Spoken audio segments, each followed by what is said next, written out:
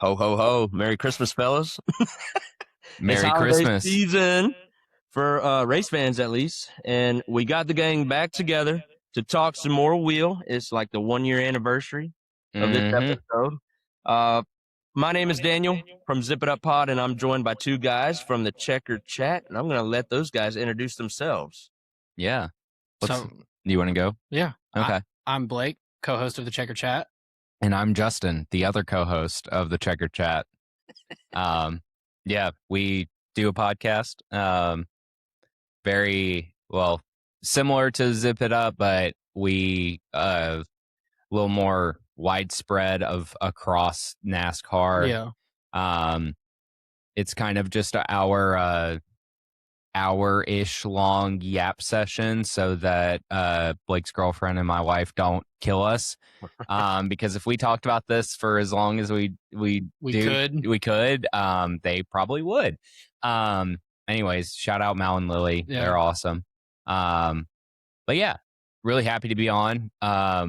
I was just, before we started recording, telling Daniel, I'm like, this is going to be a lot better of an episode than the first one was, because the first one we had like we as in the Checker Chat had only talked to you probably once or twice before, but then after that we've like, I mean, I feel like it was like all texting too, like we never spoke. Yeah. No, because I remember doing we did like a test run. Oh yeah. This is back when at my old place, and I remember we were trying to do the test run and my Wi-Fi was absolutely awful, and I don't think that I ever even heard Daniel talk, honestly, that day. But yeah, so that's us.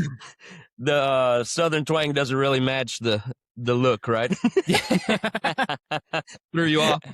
Yeah, I had listened to some episodes before we did that first one, but like I remember going into the first episode, I'm like, oh my gosh, this is a Larson dude, da da da da da. But you know, I was wrong. So yeah, leading up to the double, that's all I was about. Yeah. No, I mean, last year, how could you not be if you're an HMS fan? Yeah. Totally makes sense. Now, in hindsight, makes a lot of sense. Yeah. That you just mentioned that you host the Checker Chat. You get to talk to Blake for like an hour or so. So I'm going to let your listeners know that I host Zip It Up Pod for about 30 to 40 minutes. I just talk to myself. So kind of awkward.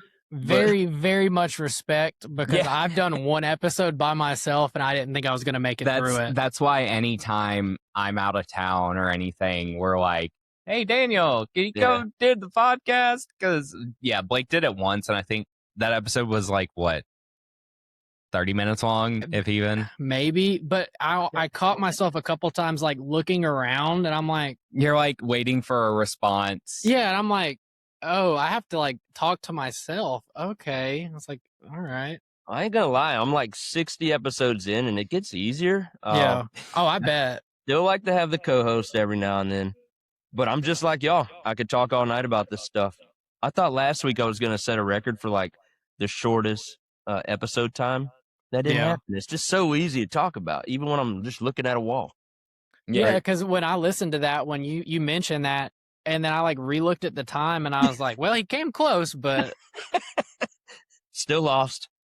And I have a feeling I'm not setting that record tonight with y'all. No. Yeah, no. Like, I feel like our past few episodes, probably since like Talladega, have been kind of longer, like hour 20 or so. Yeah, but very enjoyable. Yeah, no, we've just kind of started doing more just yapping between the two of us, and a little less like point by point of the race, because anybody can go and look at the timeline of a race and, you know, this happened, watch the highlights, you know. But you know, that's half the reason why you listen to the podcast that you do. You like the personality behind the podcast. Yep. Well, I'll give everyone a rundown of what we're going to discuss on today's podcast.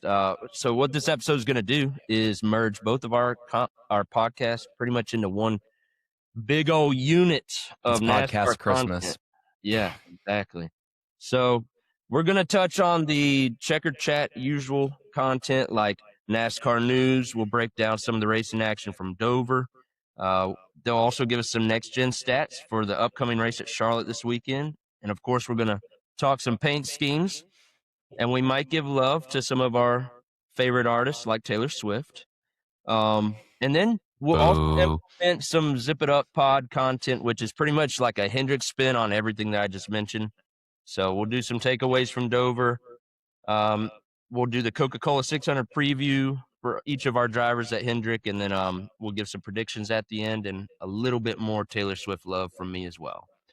And so that's going to be our pod today. Once again, boo. I ain't gonna lie, I don't have the same music taste as Justin. Yeah, no, not a lot of people do. Not everybody likes polka dot aliens that play math rock. Anyways.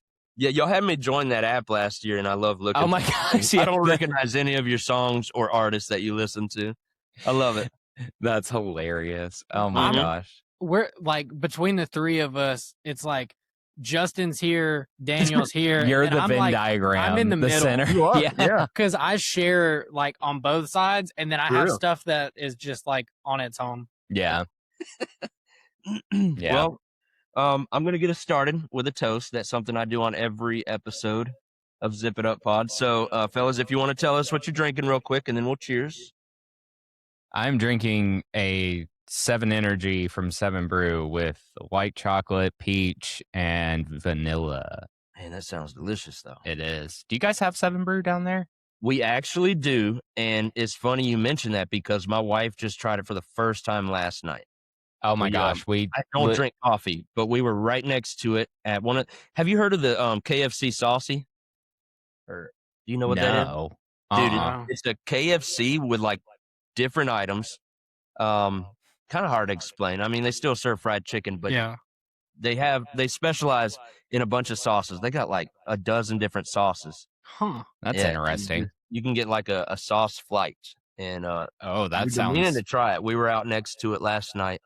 And of course, she had to get 7 Brew right after. She said she loved it. Yeah, no, it's great. They, I don't know if you're a big energy drink guy, but like their energy drinks are really good, and you can do a bunch of different flavors. Yeah. I used to work at basically a carbon copy of 7 Brew called Dutch Bros, and I can give you some like really good flavors for energy drinks.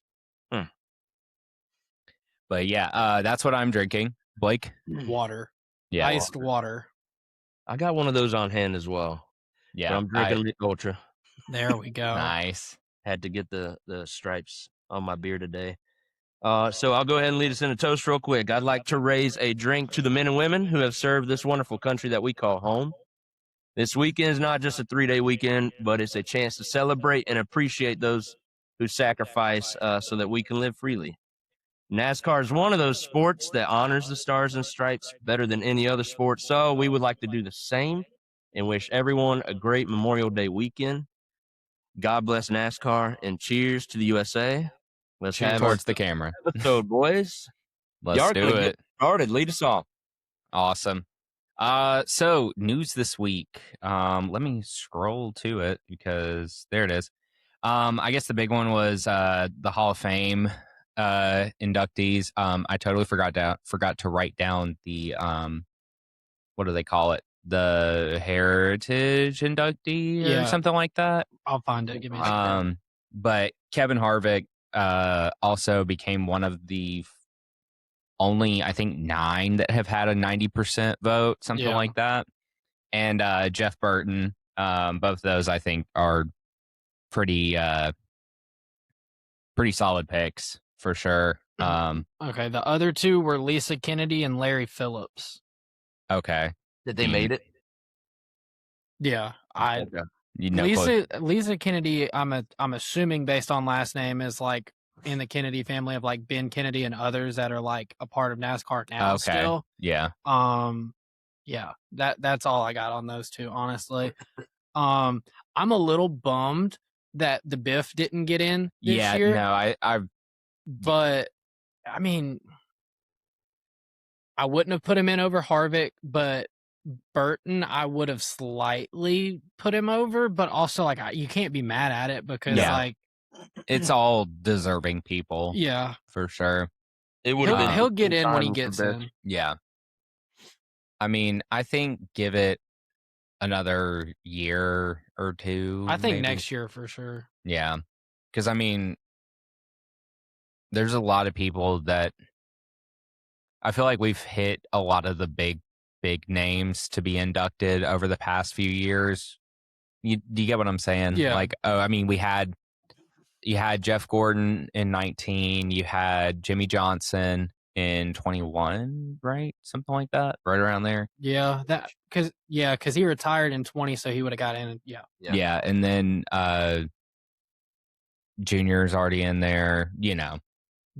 Okay, so question: Do we think that they need to up it from 2 like modern people to get in a year to like let's say 3 maybe, or should we just if it ain't broke don't fix it, leave it at 2? I think 3 is not a bad idea because, which I mean, even if you do 3, you're gonna have everyone who their guy didn't get in, still. But I think 3 would be a good move. I think it's fair. 3's probably a good number. Yeah. And the only reason I saw talks about that because it like NASCAR started the Hall of Fame like later in the career of the sport than others did. So I guess in a way to catch up. Yeah. But I think no matter what, you're always going to have one part of the fan base that's like, dang, my dude missed again. Like, yeah. And you don't want it so inclusive that we get to the point of like questioning why did that person make it? Did they only make it because there's 3? But like at least I feel like at least for a little bit, add a 3rd to catch up the modern people. Or even coming up through the pipeline. Yeah. Or even do 2, but have the possibility of a 3rd. Yeah, because this is part of my thought process on it. Whenever like whether we like this or not, when Joey Logano retires, he's a Hall of Famer. Keselowski's a Hall of Famer. Hamlin's a Hall of Famer. Like those are 3 that currently race right now, and Busch. We could throw those 4. Those are like the 4 elder statesmen of the sport right now that the second they retire are probably going in year 1. Mm-hmm. And then that kind of you backtrack and you go back to, let's say like Jeff Burton, for instance. One of those guys would probably bump Jeff Burton out, even though Jeff Burton for on track and off track reasons deserves to be in. Yeah. Because I think we're going to get to a point with that where we're going to have more modern people that are like first year ballot people, like, because I think same talk you're having around Kyle Busch, Denny Hamlin, all of them. When Larson retires, it's going to be the same thing. Yeah. Honestly, in my opinion, when Reddick retires, he is going to be the same way. That was a heater right there. We're starting off with hot takes. No, I think so. I might have a hotter one. Who are you about to say? I think SVG's going to get in because they're going to only look at him being the road course guy, the GOAT of the road course. He's going to have so many of those that I think he'll probably get in somehow. I could see it. I also, I'll piggyback off Daniel and make the take hotter. He's not far from figuring ovals out. I watched a video last night of I think it was John the Motorsports Enthusiast breaking down like his start compared to his finish this year. And like Darlington, he got a top 15, drove from the 30s. Bristol was awful, but I mean, Trackhouse wasn't good there in any of the cars. Martinsville, he qualified like 5th or 6th and finished 11th. Like Phoenix, he did good. Like all these tough ovals, he's figuring out. Yeah, he is. So at one point, I'm not going to sit here and say that he's going to be a week in, week out threat no matter what, but he's getting closer, and like we're going to see him win an oval race sooner rather than later. Yeah. And I don't want to glaze the guy too much, but the thing he has working against him is time. I mean, he's a young guy in NASCAR, but he's an old racer. Yeah. So he's running out of time. Yeah. No. I think it would just be impressive, though, like to see how quickly he can get ovals. And then once he gets that, how quickly he can start climbing in wins, because you would have to objectively look at it when it comes his time to be voted into the Hall of Fame or not. Right. But if you look at like how small of a sample size of seasons he had and then how many wins he ends up with, you might have to look at that and be like, okay, yeah, he has 22 wins, but he raced 6 seasons. Like who else was really putting up 22 and 6? Like that's Larson numbers with HMS in a way, like not to the same level, but like. Yeah, that's interesting to think about right there. Yeah, no, I think that's definitely one of the hotter takes that I think I've heard on this on any episode. Yeah. But I do think Reddick after this year, because I don't think this is just a like a one and done fluke of him winning as many as he has this season. Like he's about to be like that guy, you know?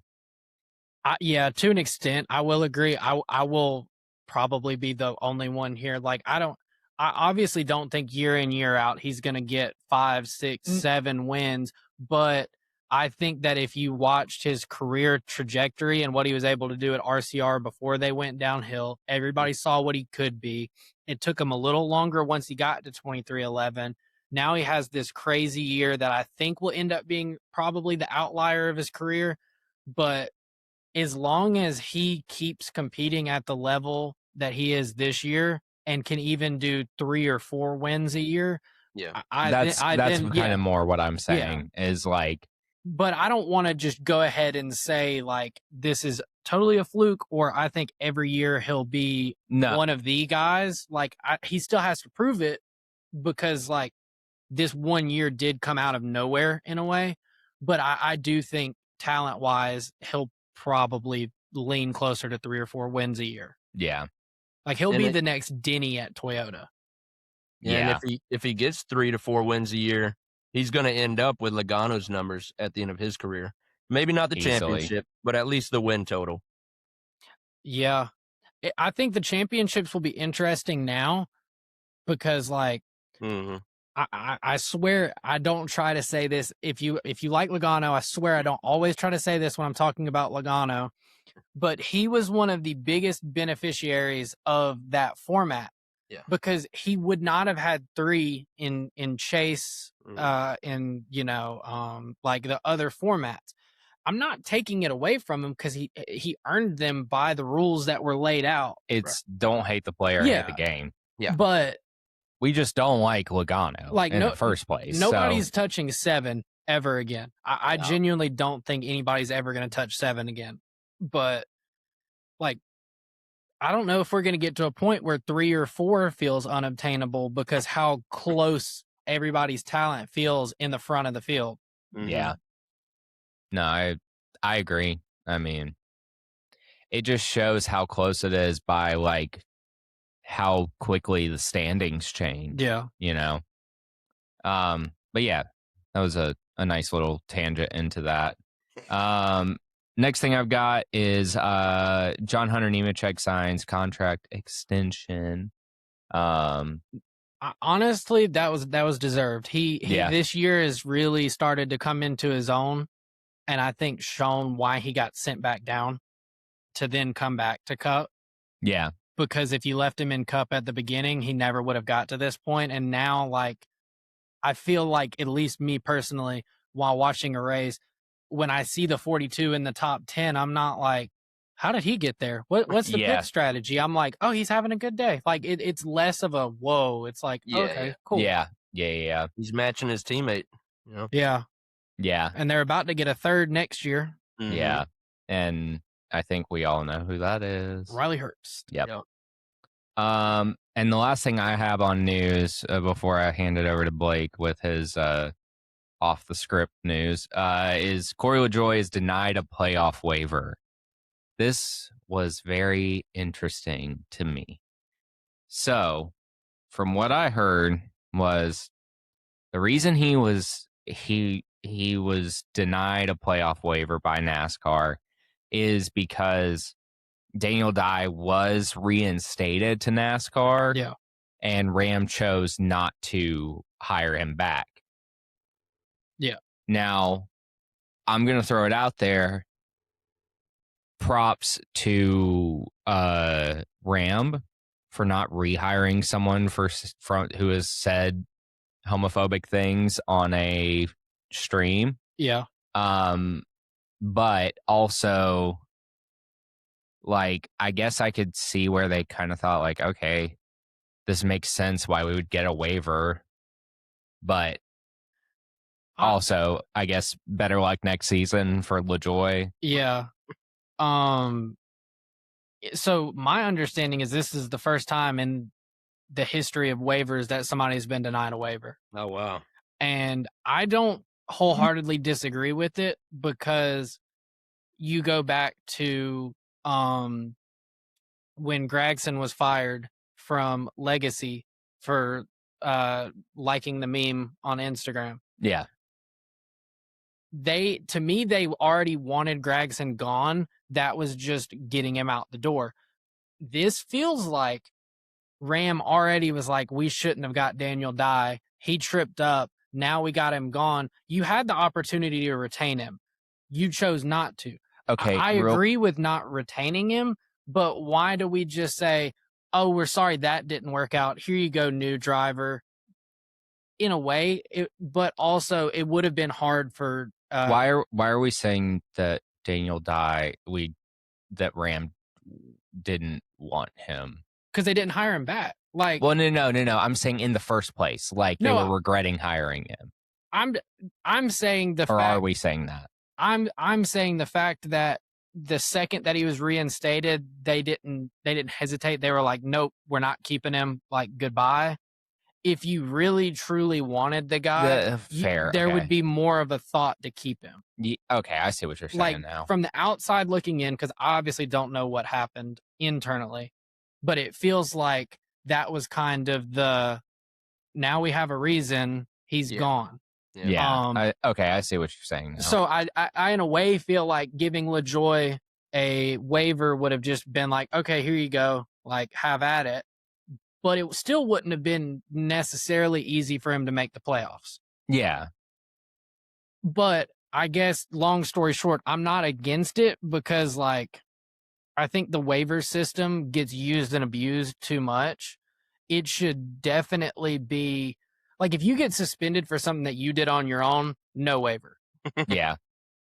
If you go out and you wreck a dirt car and break your back, you get a waiver. Yeah. You go skiing and break your leg, waiver. You get hurt in a NASCAR event, waiver. If you physically cannot be at the track, like, that deserves a waiver. But if you kind of slipped up and did something on your own, that's on you. Yeah. No, I agree. 100%. Yeah, that's all I have on news. Blake, what you got? I have one little thing. One little thing. So, a fan at the Hall of Fame took a picture of, it was a large screen that showed Road America, and on it gives stats of, like, the track was built in 1955. It's asphalt. It's 4 miles long. The average speed of a lap is like 109.8 miles an hour. And then at the bottom, it says 2027 next race date. So it seems like they might have accidentally thrown that out a little early, and that we're going back to Road America next year. Do you think Road America's getting that San Diego date? In my head, yes, but then also we're hearing that Chicago might be back as early as next year, and I thought Chicago was going to get that date. So we're in a weird spot here. Somebody's lying about getting a date next year, or we're scrapping a track completely. Do you think we're scrapping a second date on a track? Maybe, and if we are, I already know I'm about to get heat for this in the comments. Bristol Spring has got to go. Get it out. Valid. Or Phoenix Spring. One of those two has to be the first option to leave. because neither of those put on as good of a race in the spring as they do in the fall. Yeah. And they also don't get the attendance that they do in the fall, which is a big reason I feel like NASCAR would get rid of a spring date rather than a fall date. Yeah, because the fall is the Bristol night race. Yeah. But, like, you can't get rid of one of the 2 Daytonas. You can't get rid of one of the 2 Talladegas. You can't get rid of one of the 2 Atlantas either. Absolutely not. And, like, Charlotte getting 2 oval dates now, you can't. Why? Like, that racing is so good. There's a reason that the Roval is gone and we got a second date. Yeah. I would interesting. like the Bristol spring date to be gone, but maybe keep it as the All-Star race going forward. And I know we'll get more into that in a little bit, but that would, I mean, I'm a short track guy for the All-Star race. Yeah. Yeah, we'll dig into that later, but that would be their chance of keeping a second date possibly. Yeah. All right. Well, cool. Does that wrap up news? Yeah. Sick. All right. So the truck race was a regular points paying race at Dover, along with O'Reilly's was also a regular points paying race at Dover. Honestly, the Cup race should have just been a regular points paying race, but we'll get into that. Yeah. Essentially, Kyle Busch won the pole for this race. Kyle Busch dominated the whole race. There were a few incidents. Destiny Spurlock wrecked on her own on the backstretch. And then she also was the first African-American female to make a start in a NASCAR like top 3 series with this. Hell yeah. She'd done ARCA. She missed out at Watkins Glen on making the field. She made it at Dover. So cool. Good to see. Yeah. Good to see that. Mm-hmm. Honestly, really, other than that, I'm trying to. I put okay. So at like lap 91, Kyle Busch had led 89 of the laps. He became the first driver to ever lead over 1,000 laps at one track in the Truck Series. I mean, that's one of those that I don't know if it's going to ever get touched. Yeah. Yeah. That's insane. And like Dover, they hadn't raced in the trucks at Dover since like 2020 or 2021, I believe. So, yeah. I mean, honestly, the only person that had anything for him all day was Chastain, but he got off strategy and the cautions didn't fall right. His strategy didn't play out. And honestly, that's kind of it. I mean, yeah, it was a pretty cut and dry, straightforward Kyle Busch belt to ass day, which I've grown to appreciate the guy and like him a little more. So it is good to see that because I know how that probably has to feel no longer being a threat at all in the Cup Series. Yeah. That he can at least drop down and still be good. Yeah. Yeah. So your top 10 for that one was Kyle Busch 1, Ty Majeski in 2nd, Lane Riggs in 3rd, Caden Honeycutt in 4th, Christopher Bell in 5th, Brandon Jones in 6th, Christian Eckes in 7th, Corey LaJoie with the top 10. He finished 8th, Jake Garcia in 9th, and then Justin Haley rounded out the top 10 with 2 Rams in the top 10. Hey, I got a question from the Truck Series. Are we done with Natalie Decker? Oh, I'm so glad you said that because I totally forgot. Yes, 110% yes. Because do you know? Yes, okay. The radio crash out. Yeah. Oh man. Like, Oof. I'm trying to think of a way to say this in the most respectful way possible. You don't have to though. It's just us. Yeah. It is wildly impressive to me to get a restart violation on the start of the race because you got out of line at the back of the field too early. And then God, you speed down pit road to serve it. And then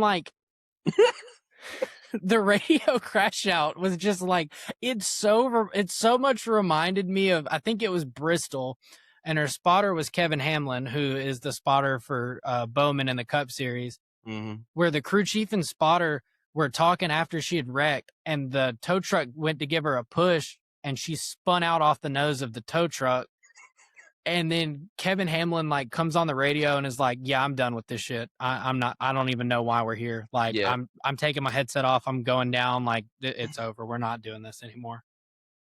But like, everybody wanted to make a big deal about the approval process when Cletus was trying to run Xfinity.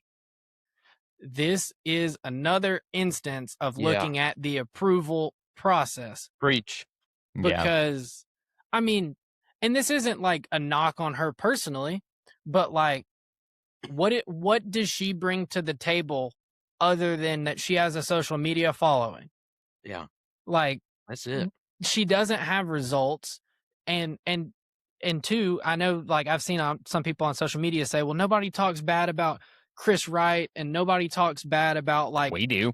Everybody talks shit on these people. Like, Chris Wright is a walking yellow flag in the lower series. Yeah. Like, Natalie Decker, walking yellow flag, probably a DNF. Like, it's just, like, I get you're going to have some people that have less skill than the front runners, especially when you're trying to, like, field a full field. But that history is way too much, though. Yeah. Yeah. At least Tony Breidinger can make a restart. And I mean, I think she finished, let me double check, but she finished like in the mid 20s. No, that's not lighting the world on fire or great by any stretch of the imagination, but she doesn't race every week. She's in a truck that is nowhere near what the truck she had last year was. I mean, 26.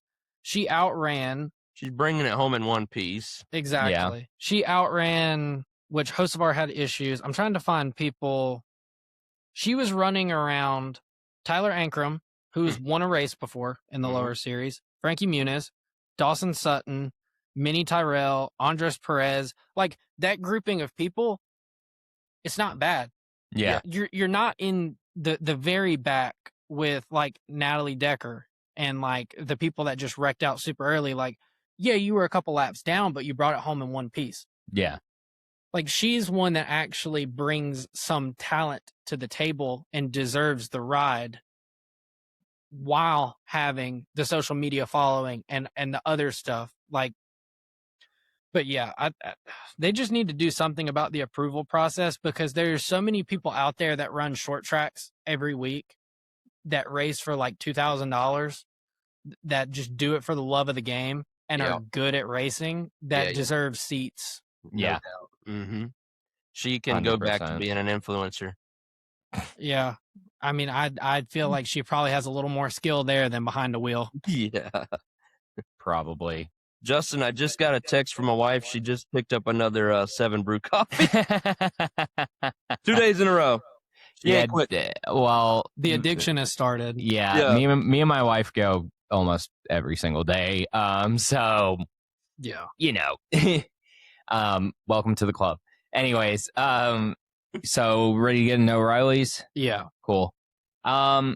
So basically, the first stage, Ross Chastain looks like he has the car to beat, you know. But we later towards the end, you start to see on a restart, you see Brandon Jones ends up passing him, and then he wins stage 1. He was like the only one that could touch Ross that whole stage. They were kind of 1-2 every restart, 1-2 on the track, like. Yeah. And then off of pit road from stage 1, Ross Chastain gets off pit road first, followed by Taylor Gray and Raja. And Brandon Jones has a long pit stop, like 17 seconds, and drops to 8th. So yeah, and then it sucks to see someone win a stage and then right off of that is a long pit stop like that. Again, stage 2 looks like Ross is the car to beat for the whole race, pretty much. I mean, him, Brent Cruz. And stage 2 ends up going to Ross Chastain, but not without Raja making his way up to second. And on that restart, it was Jesse Love and Raja. And then Raja ends up getting loose and makes contact with Jesse Love. Jesse Love hits the wall as a caution waves, and then Ross Chastain is deemed the leader. So yeah, like, I mean, Ross seems to be the guy to beat. Yeah, and then Brandon Jones had the long pit stop, which was the only car that really felt like it had anything for him. He got put back in the pack. Yeah, I'm trying to find. Raja had back-to-back spins. Is that what you're getting to? Yeah. That you have Raja, who ends up spinning back-to-back. And then which the first one was just straight up hard racing for the lead, drove it in a little farther than he needed to, got loose underneath of the two, Jesse Love, which it doesn't matter the series. If you have a history with somebody, you are like magnetized to them. Yeah. So, you go back to Martinsville, they had the run-ins, the history. They kind of cooled everything off for a while. Boom, here we go. The next time that both their names are up in the news for the series, there they are with each other. Yeah. But the second incident, it was really like Sammy Smith trying to make it 3 wide, clipped him. He was trying to like not get hit by Sammy, I felt like, still got hit. And then like that one was just more of like 3 people aiming for one spot racing deal. First one was Raja. Yeah. We can admit that, even though we're a bunch of Raja guys here. Yeah. And then this is where Ross Chastain I wouldn't say he falls off or anything, but this is just kind of what starts his downfall. Where is it? There it is. Wait, no, that wasn't it. Good Lord. Sorry, y'all. Okay, here it is. Lap 119, Taylor Gray gets under Ross Chastain to battle for second, and both make contact off of 4, causing Ross to get sideways and Taylor Gray to spin into the inside wall and brings out the caution. And then Austin Green is deemed the leader. I believe he stayed out. Yeah, that makes sense. Yeah, and then you have Corey Day starting to make his charge for the front, and Corey Day ends up winning the race. Yeah, basically after the Austin Green stayed out and got to the front, it shuffled everything up. That was like Allgaier's time to shine. Yeah. Corey Day was like, I mean, I hate to say this because I like Corey Day and I don't like Kyle Larson, but that was like shades of Kyle Larson. Like, here's the HendrickCars.com car, like cue the Jaws music. He's going to get there at some point. Riding the wall too, right? Yeah. Mm-hmm. Yeah. I do hate that a lapped car played such a factor in the ultimate pass. Right. I do believe, though, that if you were to like simulate that and rerun it 8 out of 10 times, Corey Day still wins that race. Yeah. I just would have really liked to see the what is the like the what am I trying to say here? The skill behind the wheel of like just straight up 1v1. Right. Like, nobody I am else better. Yeah.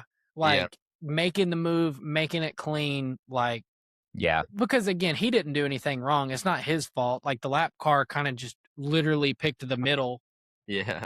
But yeah. But it was your podcast where you asked me about Corey Day and his wins, right? I probably did, yeah. And I think you said 2.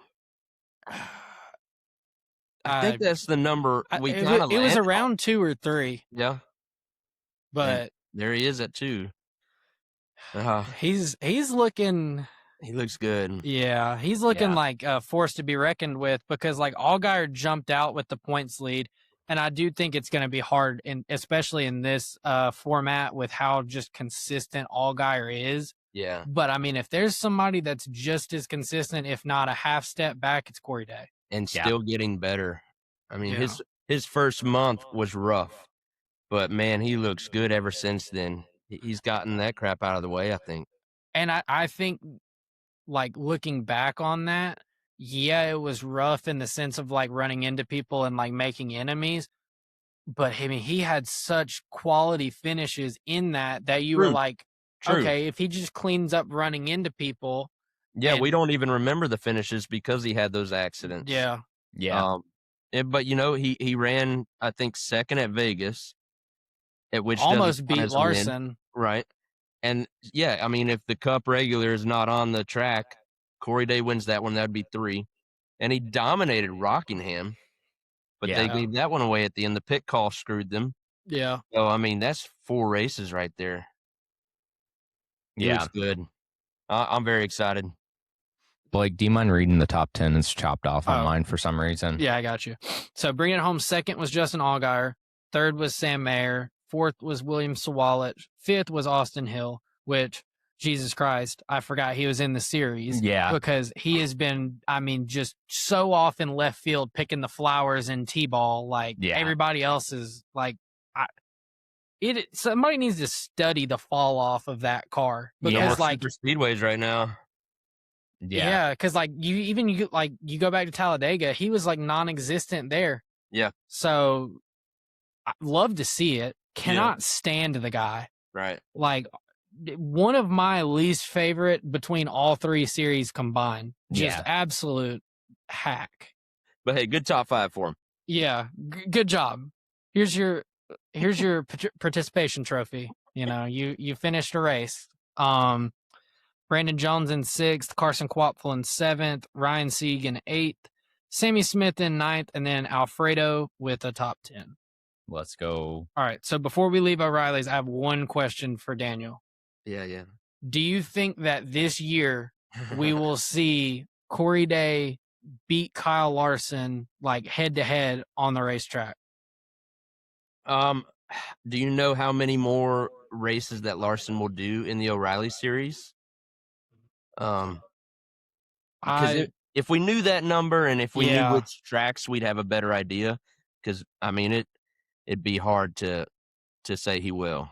I mean, let's say Larson does Bristol night race. There's no way Corey Day's touching him there, right? There's just some places he's not going to stand a chance. That'll be most places, by the way, most places. But also the kid's getting really good really fast. Yeah. I just see so much of Larson in Corey Day with the dirt background. I mean, it just really adds insult to injury that they both drive the same paint scheme. And like that's the 17 car that you could argue. Great comparison that you made there. Yeah. And like you could argue that Larson is a big reason behind the notebook on the 17 car with going down. So like he has that going for him. Mm-hmm. I couldn't find the schedule to see if anybody had listed out everything he's going to run. I can't wait for the day to see like, because at the end of the day, Larson's going to get out and he's not going to be happy that he didn't win, but he's going to have so much respect that the kid that he is, like, you have to give this guy a shot, just went out there and beat him. Yeah. It'll be a mile and a half probably. Like you said, I don't think it'll be Bristol. No. I think that is the Larson show until further notice. And honestly, I don't think it would be this year. Yeah. But there's coming a day he probably will though. Yeah. I think honestly next year at his second or third time at tracks, if Larson drops down, I think there's a shot at it. Yeah. And then cup wise, have you seen the rumors now swirling around the 48 car? Yeah, I feel like every week it's something new. And I mean, there's been rumors following the 48 ride forever. But with Bowman's situation this year, that definitely doesn't help his case. Because like the two front running names, one is they're going to promote Corey Day way too fast, way too early, and have him in the 48 next year. The other very interesting is that they're thinking Hendrick is going to buy out Zilich's contract at Trackhouse and bring Zilich to Hendrick. And I would have loved that last year, but I don't think that they're going to do that. I think they missed that opportunity. He was at JRM, and that has been their feeder system for quite some time. So I feel like if they were going to go Zilich, that they would have done that. But instead they had Corey Day in a part-time ride last year. I think Larson's been working on this for quite some time. Yeah. They had Corey Day in the part-time ride last year with O'Reilly, full-time this year. I think he is the guy for the 48 job. I don't know if it's right away next year. I would love to see them say, hey, Bowman's got one last final year. Go out and do your thing. If he wants to retire after that, that'd probably be great for his health. If he wants to keep racing, he's might have to find another team. Yeah. But after Corey Day's second full-time season, they're definitely not going to deny him access to a full-time ride in the Cup Series. Yeah, because I definitely, and I know I won't go deep into it because I touched on it last week, but like Corey Day is the kind of talent that doesn't come around all the time, and you don't need to rush that to the top. You need to let that simmer, let that develop, I agree. play it smart, because you ultimately have him under contract at Hendrick. Yeah. You don't have to worry about, oh, he's in this feeder team that can get poached from here. Like you have him. He's obviously being shaped and molded into the next driver of the 48. Yeah, which, I think hot he's take. it. I think the 48 after Bowman needs to go away for a while. We need to go back to the 88. I'd be all right with that too. Or the 25. I like the 25. Yeah, that one too. But yeah, I think he's gonna. I think he'll end up being it. Yeah. I think Zilich would just be too much of like, oh, we have to that's just gonna cause a headache in a few years. Right. Yeah.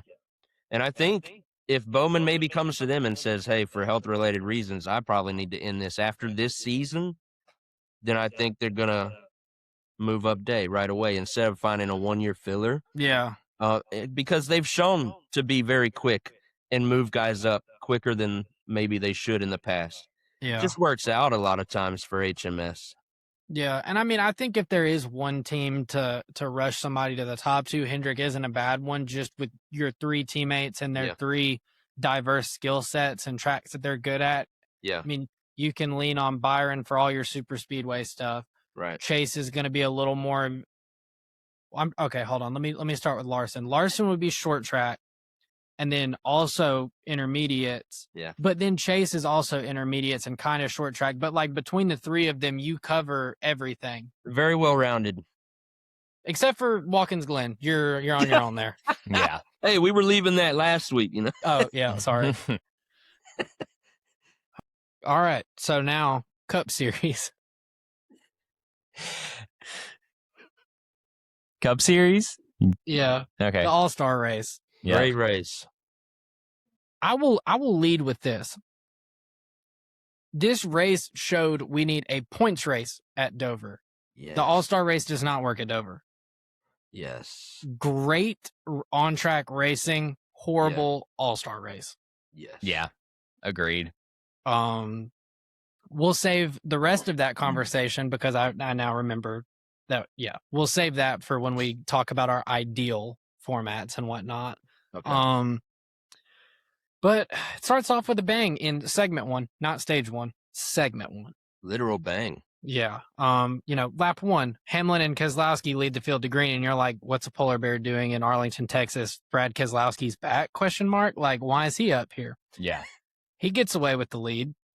Coming down the front stretch to take lap 2, you would think we're in the O'Reilly series, but we're not. This is the series. This is the premier series of NASCAR. This is where the best people in the world race.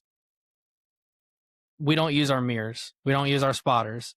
And Ryan Preece just comes down on Todd Gilliland, which pinches it into Larson.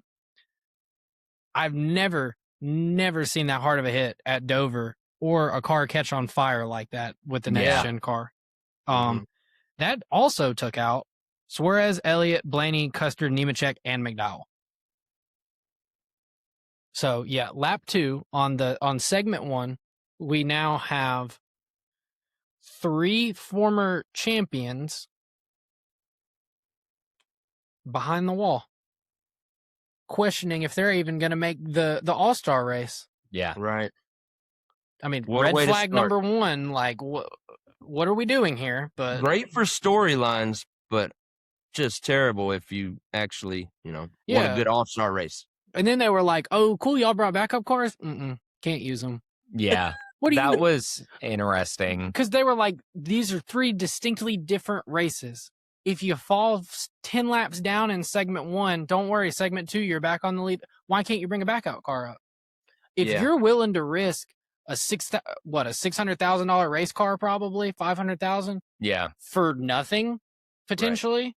Bring it out. Go for it. Why not? Yeah, I mean they're 3 different races. So Keselowski is able, after all of that, to maintain the lead. Then lap 19, the inevitable happens. Denny Hamlin, he gets the lead. He's not to be heard from again until Bubba Wallace catches him, gets past him, and then ends up winning the first segment. Other notables, Byron ran good in that segment. Hosvar had a flat tire on lap 62. He was running about 14th, got into the wall. Let's see. Why is this so out of whack? So Bubba won segment 1, and then where does the end? Oh, the end of segment. Oh, I'm just turned around. I thought it ended on 65, not 75. Okay. So when Hosvar got in the wall, lap 62, caution came out. You had the first 11 that on the restart stay out, which included Denny Hamlin and Bubba Wallace. Byron, Busch, a whole slew of others all pit. Byron gets off pit road first, followed by Reddick and then Kyle Busch, but Kyle Busch was speeding on pit road. On the final restart of segment 1, Denny and Bubba were the front row. Bubba goes on to win, and the last caution that ended up finishing off segment 1 was Riley Herbst getting loose off of turn 4 and Bowman having nowhere to go and driving through him. That incident was just the end of Chase's day at that point. That was the final nail in the coffin. It got Busch involved, Allmendinger, Buescher, Bell, Berry, Herbst, Zane Smith, John Hunter Nemechek, and Bowman. Some big wrecks. Yeah. And then the crazy part, so they're interviewing everybody when they get out of the infield care center, and they're talking to John Hunter Nemechek, and they're like, yeah, so based on your finishes, you would be starting on the pole for segment 2. Do you think y'all can get back out there? And he's like, no. Like, he's already talking about Charlotte. And I mean, I don't understand even on paper how this was thought to be a good idea. Yeah. Throwback to big miss. Big throwback miss. to the TikTok. Yeah. Last week. I mean, yeah. Like you said, Daniel, great for storylines, not great if you're one of the racers. Yeah. Because then when we invert the field for segment 2, Allmendinger and SVG are the top 2. Chastain and Keselowski on lap 81 get sideways off turn 2. They both wreck. They get Bubba involved in the wreck also. That ends Chastain's day. Pretty much ends Keselowski's day. Excuse me. Bubba's car was never the same. I mean, his splitter was being held together by duct tape. Ultimately, in this segment, Allmendinger had the lead for a while. Reddick gets past him. Ty Gibbs spins with, I believe it was a flat tire. Have a little bit of pit strategy. I mean, nothing really notable there. Ultimately, it looks like Briscoe and Reddick are the 2 cars that are probably, I mean, really the only cars that have a shot to win the segment. Reddick ends up winning that segment, followed by Briscoe, and then Eric Jones runs 3rd, Bowman in 4th, and Allmendinger in 5th. So for the final segment, the top 6 starters are Denny Hamlin, Chase Briscoe, Tyler Reddick, William Byron, Connor Zilisch, and Austin Cindric. What an interesting mix. Yeah. The final segment was literally the Hamlin and Briscoe show. There was, I mean, your only other like really notable thing was like Connor Zilisch really like put him on the dash and was going for it. Yeah. I mean, he got up to 2nd before the All-Star caution. Joey Logano, the next washed driver, he wrecks all by himself, running 12th at the time, so probably the farthest up he's ran all year. Yeah. Honestly, there's really not anything else to talk about. No, 200 laps of nonsense. Yeah, I mean, there was that late-ish race restart. Briscoe got away, had the lead. Hamlin hunted him down, got past him. Yeah. Ultimately, Briscoe did cut back into the lead because Hamlin won by 0.8 seconds, but I mean, that was literally it. Yeah. Yeah. Like, and I mean, in the sense of an all-star race, absolute, I'm giving it an F. Like, that is terrible. But if that was a points race, we talk about that a whole lot differently. That was interesting. There was a lot of drama. There was a lot of comers and goers. I get the inversion wouldn't have happened, but like, it was a good race, but when you're grading it off the scale of an all-star race, that was just a huge swing and a miss. If you remove Hamlin from the racing action, it was pretty good. Yeah. And I would have loved to see that for some points. Yeah. Yeah. Yeah. So your top 10 ended up being Briscoe in second, Eric Jones in third, Austin Dillon in fourth, Connor Zilich in fifth, Cindric in sixth, Byron in seventh, McDowell in eighth, Bowman in ninth, and Brad Kay in 10th. I mean, you give me that top 10 in a points race, and we're like, what the hell? Yeah. And then also, one to mention just right outside the top 10 and 11th was Gragson. Yeah. Dude, when Gragson got up front, and I will die on this hill that the biggest issue with this car is track position and air, like we all know. You put Gragson out front, and he was racing hard. He was holding people off. But it's like when we've talked about Brad before, his biggest issue and why he isn't running as good as he could is qualifying. You qualify in the back, good luck getting to the front. Yeah. Because you're going to be off strategy. Like, there's multiple ways to get up front, but you might not keep it. But yeah, I mean, that's what I liked about the inversions is like you saw Allmendinger and SVG. They didn't have bad cars. They were able to hold off some people up front. I mean, they ultimately got passed, but like Gragson too, you put him towards the front. Like, I think it just helped show how deep the field actually is that you don't normally get to see on a week-to-week basis. So that is one kudos I will give to this format was the inversion really was good and bad because you got to see people run up front that don't normally run up front and they ran good. But the bad part is I feel like that just exposes even more like it's kind of track position, like more than anything. Yeah. 100%. I think, let me go back to my Instagram. There were a couple things. So there was one. This was a meme, but I genuinely feel like this is true. It is a cycle of the All-Star race. I saw this. It starts off with the new format introduced, and then it goes to fans find it dumb and confusing. And then it goes to curiosity builds. It goes to races borderline disastrous, and then it goes to NASCAR draws up a brand new format, and then it goes to the new format being introduced. And we are currently in the race was borderline disastrous. Yeah, 100%. I mean, meme or not, that's pretty damn true. Yeah, like, no, 100%. And I know I feel like we've talked about this before, but the All-Star race is where some of the current things that make up NASCAR were tested. This is where stage racing came from. Yeah. You know, I am all for experimenting and trying new things in these one-off non-points paying events. Yep. Because if you have an idea and you want to try it and you want to put cars out there to really test it, do it in a race. What That's better race than this? Yeah. Yeah.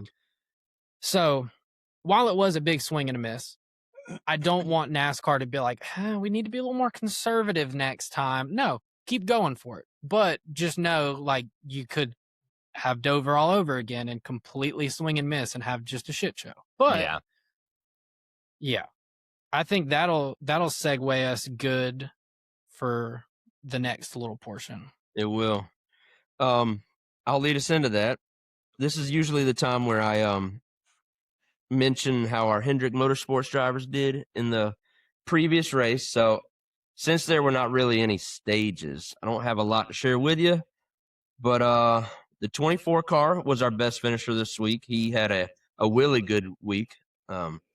He started 4th and then finished 7th. Come on now.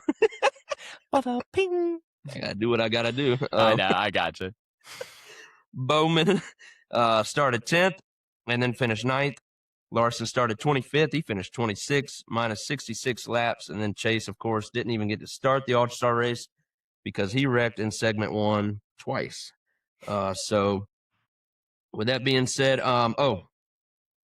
we did discuss Corey Day quite a bit. So I'll skip over that. And I'm not going to update the current driver standings for Hendrick Motorsports in the Cup Series because we did that last week and nothing has changed after the All-Star race at Dover. So Corey Day is now 4th in the O'Reilly standings. He's minus 195. And we're hoping that number shrinks. But the discussion that Blake was leading into is we're going to maybe come up with our own All-Star event. Maybe going forward, what we would like to see, whether that be the track, the format, however we want a future All-Star race to go. Fellas, I want to hear y'all's ideas. All right. I will go with, I liked the heat races that we did at Wilkesboro. So I will say bring heat races back. Mm-hmm. With that being said, I think through the heat races, you should lock a couple cars in. Yeah. That should be the starting point of locking some of the open cars in. Then there's still going to be some spots to fill. Keep the fan vote alive, but do a last chance qualifier race that does not include cars that are already locked in. Let the cars race that are already locked in the heat races, because that'll ultimately set that'll be like set in the final field.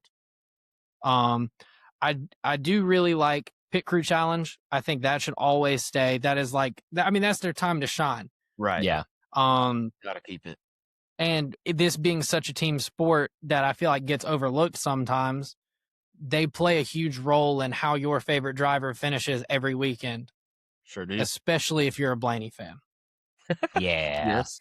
But I really have always liked the quirky qualifying. So, even though I want mine to be at short tracks, I share this with Daniel, like rotating different small short tracks in places that we typically wouldn't go run. Let it be like Nashville Fairgrounds. Let it be South Boston, like some of these historic short tracks. Yep. But do the qualifying with the pit stop included, because I've always liked that. Yeah. Because then it's on the driver for how fast he can make a lap. It's on the driver's execution of getting on and off pit road and the pit crew. Yep. So Full let the team whole execution. let the whole team decide. So then basically, I would say that qualifying goes for who's in what heat. You let like one car in per heat that isn't already locked in. Right. Do the last chance qualifier for the final, like let's say 2 to get in. Do your fan vote. You'll end up with about 26, maybe 28 cars on track. And then when the All-Star race starts, invert the whole damn field. Yeah. First to last. Fastest car in the back, slowest car in the front. Let them eat on a short track. I mean, you want action in this? Do it.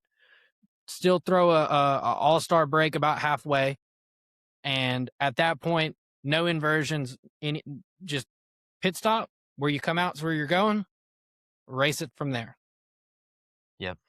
Yeah. Cool with that. While I do like the whole rotating between short tracks and stuff, mine kind of stems on if we keep it at somewhere that is or was a point paying race. My big thing is like I didn't mind the inversion stuff. It, at first was confusing, but wasn't terrible once it actually happened. It was like, okay, this actually makes sense now, kind of. But I threw out, and I did not write it down because I wanted it to be a surprise, even though Blake knows about it because I had texted him earlier. I say we do stages, but no stage breaks. So pay out your stages, air quotes, your stage 1, 2, 3, which it's not a points paying race, but whatever. Besides the point. And just see how it falls. Yeah. So I mean, just go old school, one race. Mm-hmm. Yeah. Yeah. I like that because y'all have been mentioning that too, like for road courses. Yeah. So this would be a good chance, since it's the All-Star race, for NASCAR to implement something new again. Yeah. Yeah. And try it out. I don't think the All-Star race needs to go to a road course. I want to make sure I make that very clear. Yeah. But I do think that even just all oval racing could benefit from that. I think, and I don't want to be like, I like what you said. I like your format. I think one small fun tweak, because, you were like, don't throw the caution for stages. Make the stages mean something. So you win stage 1, you're locked into the top 3 for the final stage. Like you throw a caution and do a sprint to the end. So if you win stage 1, you're locked in to be a top 3 starter. You win stage 2, you're locked in to be top 3, so on and so forth. Maybe like average the finish of the 3 winners, and whoever has the highest gets the pole. So then while you do skip the stages, it gives you an incentive to be running up front. Or even better, you don't. I know this technically kind of. Well, no, it wouldn't. Actually, this would be interesting. Run no stage breaks, award points, and whoever has the highest points wins the race. Or wins the $1 million. Yeah, that's interesting and not a bad take. Yeah.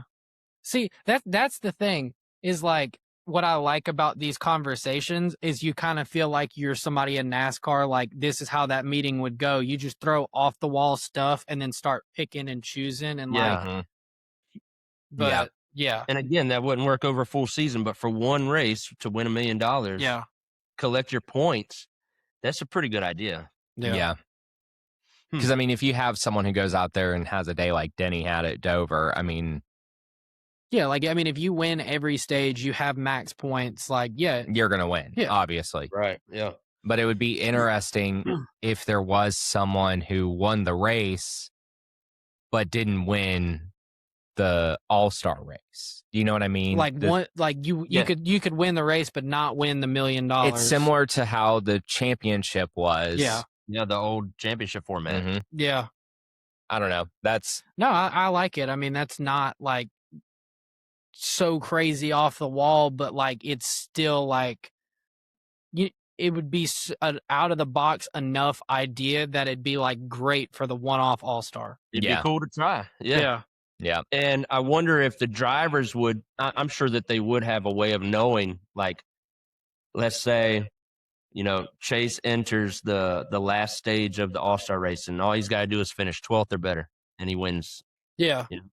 Like, I'm sure that they would be able to have that live scoring available to them too. Yeah.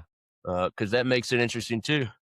Just racing around guys that you're not familiar with racing around normally, and you're trying to win the overall event. Yeah. Yeah. But yeah, that's mine. That's cool. Yeah, definitely never a road course though. No, God, no. What are you about to say? What are you about to say? I think if you did it one time, a road course could be interesting in the sense of you look at COTA, you look at Watkins Glen, or you even look at like Virginia International. There, you can lay that track out multiple ways and have different tracks. Run one segment on one track, one segment on another track, run like the third segment on a track, and then do the final segment of the combined, like somehow you combine who finished where to make the final stage and then run it on the big track. The prep for that would probably be tough though, right? Yeah. And then SVG would just win the whole thing. Well, yeah, if you do it on a road course, you got to make him start 48th every race. Yeah. You have to put Xfinity cars out there or O'Reilly cars. No, this is what you do. You start him 2 laps down. So he starts at -2, and then everyone else starts at 1, and go from there. For real. Well, my idea for the All-Star event, I think I would prefer to do rotating short tracks. I think that's a great way to feature tracks, like Blake was saying. I think it always has to be a night race. Yeah. Whether that be a Saturday night Good or God. maybe a Friday night or something, but Sunday at 1:00 just does not fit the vibe of an all-star race. No. And a lot of these ideas that I'm probably going to mention are old ideas that NASCAR used to do for the all-star race. And I wasn't a crazy fan about the all-star race back then, but you never know what you got till it's gone. Yeah. And I don't want what we're doing now. So I would probably bring back the Open, or at least a race for drivers, like winless drivers, to win their way in. Yeah. Heats are cool with me too. I like the heat idea. And then let any of those drivers that advance to the main event, the all-star race, let them start at the front of the pack. Like, let the main all-stars go through them if they want to win it. And then, so all the drivers that are locked in, I think that they should be able to qualify. And I'm a fan also of including the pit stop into the qualifying session. I like that. Yeah. And then besides that all-star race, though, I kind of want other events to happen around. So, like, the pit crew challenge is great. But I think, like, one other way to show off some of the skills of these drivers would be to implement, like, little small mini events, kind of like All-Star Saturday Night for NBA. You know, they have the three-point shootout, the slam dunk contest, and all that.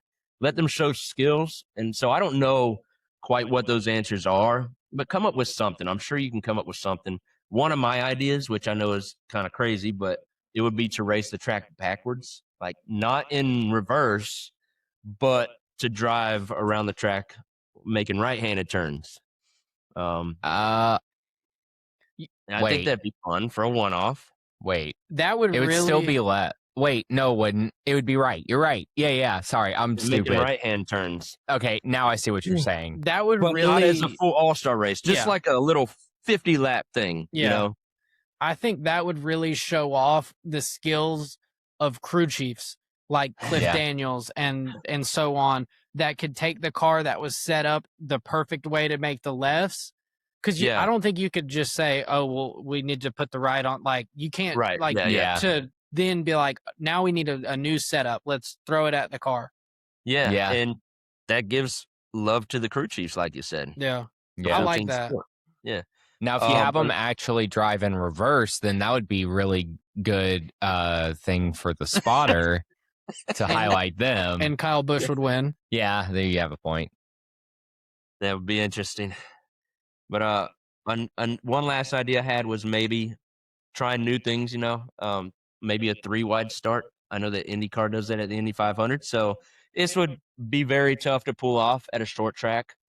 But and I'm not hoping for the all-star race to go to Phoenix.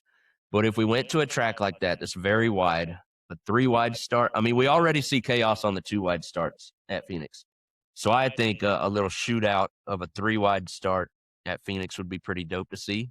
Yeah. And I think the clash of the all-star race is the only way that that's going to happen. Yeah. 3-wide restarts at Dover would go crazy. Yeah. Would. But, you know, if they take these events to little short tracks, no way you're getting those guys 3-wide to start. You can barely get them 2-wide. Yeah. So, that was my ideas, and I think we're about ready to do a preview of this upcoming weekend. Yeah. What do y'all say? It's not just the Coca-Cola 600 preview. It is Motorsports Christmas preview. Yeah.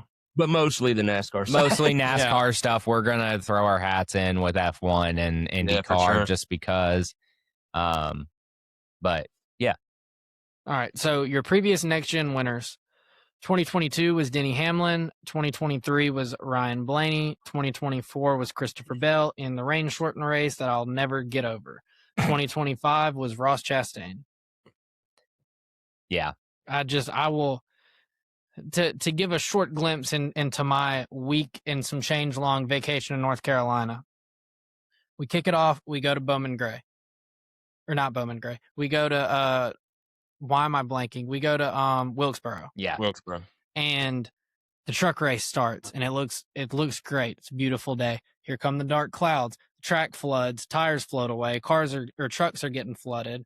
Parking lots are rained out. We get stuck in the track until it dries out enough and it stops raining, where we can then get shuttles back to our cars. We come back the next day. We finish the truck race. Then all the all-star activities got condensed. We get the all-star race. So racing weekend number 1 impacted by rain.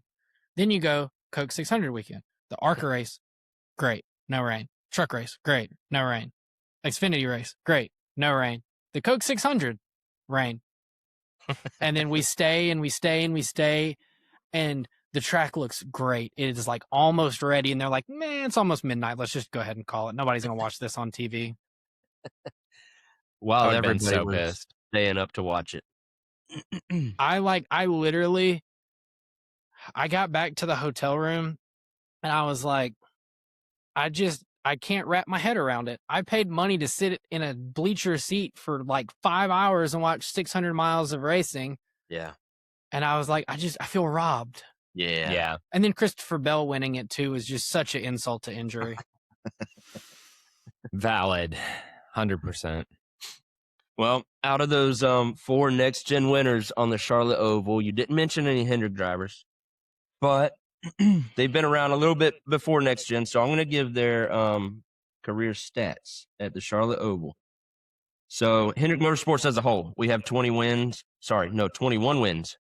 and 12 of those came in the Coke 600. And then Kyle Larson, he has 15 starts at the Charlotte Oval, and that includes 1 win, 2 top 5s, 6 top 10s, 433 laps led, and an average finish of 19th. And I figured no better place to plug his documentary that's about to drop. Actually, by the time everyone listens, it will be available to watch on Amazon Prime Video. It's called Kyle Larson versus the Double. Spoiler alert, the Double wins both years. Yeah, he getting kicked his ass. Yeah, 100%. Next up, we got Chase Elliott, who has 14 starts. That includes 1 win, 5 top 5s, 8 top 10s, 342 laps led, and an average finish of 14.2. Then we got William Byron, has 9 starts with no wins, but he's got 4 top 5s, 5 top 10s, 485 laps led, an average finish of 13.7. And then Alex Bowman's got 14 starts with no wins, 1 top 5, 5 top 10s, 228 laps led, and an average finish of 20.8. So that's how our guys have done in their careers at the Charlotte Oval. And now I'll give you some betting lines because we're going to make a bunch of predictions here very soon. And then we'll discuss paint schemes after that. So the betting lines come from the Hard Rock app, and this is just for the Cup race. Your favorite to win the race this week is Denny Hamlin. He's plus 500 to win. And then we have William Byron at plus 800. Kyle Larson is also plus 800. Chase Elliott is plus 1,100. And Bowman is plus 4,000 to win this race. And then a few notables that I wanted to bring up. Tyler Reddick is plus 600, which is the second highest odds in the race. He has obviously 5 wins this year, and he's won the only other crown jewel event that was raced, the Daytona 500.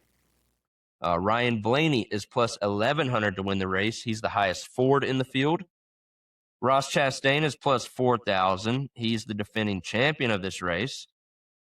And with the same odds, Connor Zelich is also plus 4,000. He's the highest rookie. He might be the only rookie. I was about to say, isn't he the only rookie? I mean, unless we throw Heim in there also, but he's not he's not full-time rookie. Yeah. True. And then, Corey Himes right there at plus 7,500 to win. And then Catherine Legg is plus 250,000. I almost can't read a number that big. She has the highest odds, and she's also attempting the double this weekend. So she'll be in Indy first and then make her way over to Charlotte. And then for the O'Reilly race, Corey Day is plus 650. He's getting a lot of respect lately. I guess the sports books are losing their money to him lately. Yeah. So, yeah.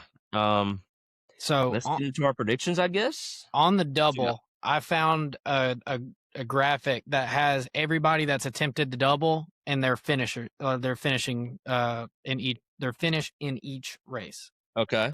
So the first double was attempted in 1994 by John Andretti. He finished 10th in Indy and 36th at Charlotte. Davy Jones in 1995 was 23rd in Indy, didn't qualify for the Cup race at Charlotte. Robbie Gordon in 97, 29th at Indy, 41st at Charlotte. Ooh. Tony Stewart in 1999, 9th in the Indy race and 4th at Charlotte. Robbie Gordon again in 2000, 6th at Indy, 35th at Charlotte. Tony Stewart in 01, this is the best to date double, finished 6th in the Indy 500 and 3rd at Charlotte, and is the only good. I think he's the only driver to ever complete all 1100 miles. Wow. Robbie Gordon again 02 and 02, 03 and 04. 02 was 8th at Indy, 16th at Charlotte. 03, 22nd at Indy, 17th at Charlotte. 04, 29th at Indy, 20th at Charlotte. Kurt Busch in 2014 finished 6th in Indy, 40th at Charlotte. Larson in 24 was 18th at Indy, didn't start or race at all at Charlotte due to weather. 2025 was 27th at Indy and 37th at Charlotte. I thought we had it bad having Larson do it 2 years back to back though. Robbie Gordon doing like 3 in a row. Yeah, 3 in a row is nuts. 4 in 5 years. Yeah. Yeah. So Tony Stewart is obviously the guy to beat. Yeah. In 01, yeah, that was a great year actually. Yeah. 6th and 3rd. That is a wild thing, and of all the people who could do that. Yeah, which I mean, that just is a nod to Tony, and then also he started in IndyCar and then transitioned to NASCAR. But Catherine Legg has the opportunity to be the second driver to ever complete all 1100 miles. She could finish dead last in both races, but be on the lead lap and finish all 1100 miles. It was last week that we talked about she could very easily statistically have a better double than Larson. Yeah. Good. Yeah. And I mean, it like, again, weather permitting, luck permitting, like that's really it. Yeah. If she has better luck than Larson did and weather doesn't impact it. Yeah. Like, I do think Larson definitely had more in the tank. Yeah. But I mean, it's just the way the cookie crumbles sometimes. Yeah. Yeah. Well, on to picks for this weekend. We're doing picks just a little bit different because, obviously, as you can see, we're here with Daniel. So we're going to get into some HMS picks, some long shot picks, and we're going to pick for the Canadian GP and the Indy 500 because it's Motorsports Christmas. Starting with the Indy. Well, let's start with the Canadian GP because that'll happen first. Nope. No, it won't. Nope, not this year. My bad. I didn't know the schedule. Yeah, so Monaco was the original and had always been part of Motorsports Christmas, and that started like 8 a.m. First early. Thing. While I agree with a large portion of the internet that F1 did ruin the tradition, I think everybody will come to realize that you will see a much better start to finish racing day when it comes to having the Canadian Grand Prix rather than Monaco, because Monaco's a slot car racetrack. Like, where you qualify is probably where you finish. You can't really pass. Like, it is beautiful, it is historic, and I mean it is a wildly impressive track to go that fast around. Now, however, go to Canada, now there's dive bombs, there's opportunities for passing on the track. So Okay, what time is that race at? It's 4. Okay, gotcha. So the order of the picks is okay. So we already had this thought. I just thought we did it out of order. I'm stupid. My bad. Indy 500, Daniel. Who you got? So I really want to go with my guy, Alexander Rossi. He's won this race already. I think it was 2016 or so. That's kind of when he won me over, but I only watch him race one time a year, and this is that weekend. And he qualified great. I think he qualified second but he was involved in a bad wreck on Monday during their practice. So I'm sure that that's going to affect my pick. So if he doesn't win it, I probably have most confidence in Scott Dixon. Older guy, but knows what he's doing out there. So, and a little off the wall because, Alex Palou is going to be tough. But I'll go with Dixon, I guess. Yeah. All right, Blake. So I'm going to go with Christian Rasmussen because he is the most, oval-wise, he's won me over the most this year. Is like my first year claiming to be an IndyCar fan, watching all the races, keeping up with it. He's the most NASCAR driver in IndyCar, like when it comes to ovals. He really goes for it. He's like, to me, he's like Hocevar, like the way he goes for it. So I'd love to see him get it done. But like Daniel said, I think Palou is going to be hard to beat. Yeah. I went with Joseph Newgarden. I feel like it's kind of hard to go against him, especially being someone who doesn't watch IndyCar on a week-to-week basis. I like Newgarden. I think he's cool. I think he's a very good racer, obviously. Yeah. And he's won this race before. Yeah. I believe, I think he won back-to-back recently. Back-to-back. I think it was 23 and 24 because last year was Palou. Yeah. And one of the years that Newgarden won Indy was, it would have been 23 and 24 because in 23 Blaney won the Coke 600 and that was that's right. And because Penske won Team both Penske, those races. And it's at a Penske track. Yeah. Yeah. Scott McLaughlin, I thought about picking him because he's Penske as well. Yeah.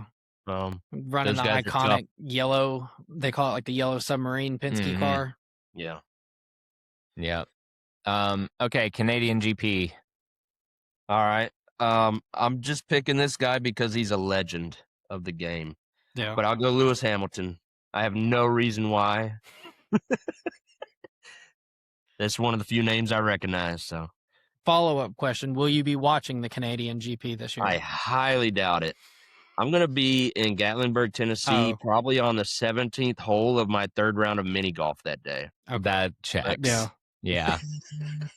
Checks out for sure. Because I got to get all my mini golf and my go-karts in before the 600 begins. Yeah. Yeah. That checks out for sure. Yeah.